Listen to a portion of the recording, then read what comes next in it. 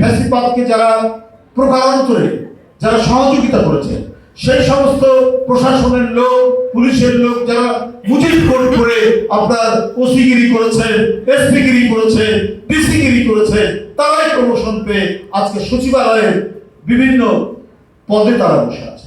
আজকে সারা দেশের মানুষ সন্দেহ পোষণ করছে, কারণ গত পরশুদিনই আমরা দেখেছি যে শেখ হাসিনার নিকটজনদের বেশ কিছু ফাইল তলব করেছে সরকারের প্রতিষ্ঠান।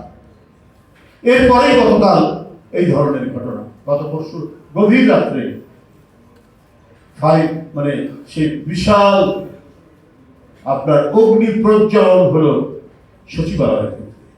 তার মানে সন্দেহ তো জনগণের আসতে পারে, কারণ ঘটনা কোনো বিচ্ছিন্ন ঘটনা নয়, একটির পর একটি ঘটনা, মানে সিনেমার চলচ্চিত্রের মতো একটির পর একটি যেমন আসে, ঠিক এই ঘটনাও তাই। তো সুতরাং জনগণের সন্দেহ হওয়াটা অত্যন্ত স্বাভাবিক। তাহলে একটি সরকার, অন্তর্বর্তীকালীন সরকার যারা রয়েছে, তারা তো এই দোষরদেরকে চিহ্নিত করে আপনার ব্যবস্থা নিয়ে গণতন্ত্রের উপযোগী একটি সরকার, বা যে বৈপ্লবিক চেতনা নিয়ে এত ছাত্রের আত্মদান, এত মাসুম বাচ্চার আত্মহুতি, তাদের স্পিরিটকে লালন করে প্রশাসন সাজানো হয়নি, সেই শেখ হাসিনার দোষর, সেই আওয়ামী ফ্যাসিবাদকে যারা প্রকারান্তরে যারা সহযোগিতা করেছে, সেই সমস্ত প্রশাসনের লোক, পুলিশের লোক যারা মুজিব কোড করে আপনার ওসিগিরি করেছে, এসপিগিরি করেছে, ডিসিগিরি করেছে, তারাই প্রমোশন পেয়ে আজকে সচিবালয়ের বিভিন্ন পদে তারা বসে আছে। তো তারা ডক্টর ইউনূস সাহেবের সরকারকে আপনার সহযোগিতা করবে কেন? তারা যে এই যে গণবিপ্লব, এই বিপ্লবের যে চেতনা, স্পিরিটকে তারা ধারণ করবে কেন? তারা তো নানা কারসাজির মধ্যে দিয়ে এই সরকারকে ব্যর্থ করার চেষ্টা করবে, নানা কারসাজির মধ্যে দিয়ে।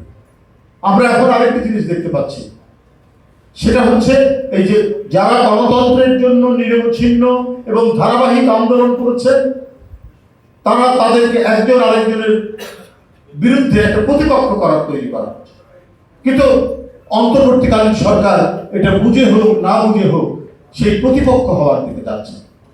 তাদের ন্যারেটিভ এবং বয়ানটা এমন যে যারা রাজনীতি করে, যারা রাজনৈতিক দল, বড় রাজনৈতিক দল যারা গণতন্ত্রের জন্য লড়াই করেছে, তাদেরকেই তারা প্রতিপক্ষ ভাব তৈরি করছে। মানে ব্যাপারটা হচ্ছে যে কেউ কেউ বলছে যে শুধু কি নির্বাচনের জন্যই এই আন্দোলন হয়েছে, এত জীবন দিয়েছে, এই কথা তারা বলছে। তো নির্বাচন তো গণতন্ত্রের একটি অনুষঙ্গ।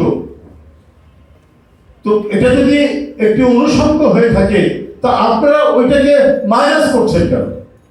সংস্কার চলবে, নির্বাচনও চলবে, আপনাদের সংস্কারের অভিমতগুলো আপনারা সেটা পেশ করবেন, একটু অবাধ সুষ্ঠু নির্বাচনের মধ্যে দিয়ে জনগণ যাকেই ভোট দেবে তারা সেই সংস্কারের যে প্রস্তাবনাগুলো থাকবে সেটা তারা ইমপ্লিমেন্ট করবেন, বাস্তবায়ন করছে। সেটা না করে আপনার প্রতিপক্ষ বাড়াচ্ছে।